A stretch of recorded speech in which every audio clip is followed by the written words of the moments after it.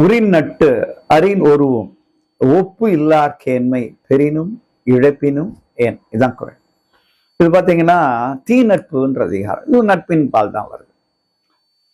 சில பேர் என்ன பண்ணுவாங்க, தனக்கு ஒரு காரியம் ஆகணும், சுயநலம், தான் காரியத்துக்காக அழகா பேசுவாங்க, இனிமையா பேசுவாங்க, நட்பா பேசுவாங்க. உரின் நட்டு என்றால் பாருங்க எவ்வளவு அழகான வார்த்தை. நட்டு என்றால் இணைவார்கள். உரின் நட்டு அரின் ஒருவும், முடிஞ்சு போச்சு காரியம், இனி இவனால ஒண்ணும் வேற இல்லை, வேற ஒருத்தர் வேற ஒரு ஆள்கிட்ட குடிப்பா, இந்த ஆள் முடிஞ்சு போச்சு. அரின் ஒருவும்னா கை கழுவிட்டு போறது. உரின் நட்டு அரின் ஒருவும் ஒப்பு இல்லார், மனதளவிலே இவர்கள் நம்முடன் இணையாதவர்கள். இந்த மாதிரி ஒரு நட்பு பெரினும் என்ன பெறாவிட்டால் என்ன, இதுதான் வள்ளுவர் நம்மள ஒரு கேள்வியா கேட்கிறார் இல்லையா.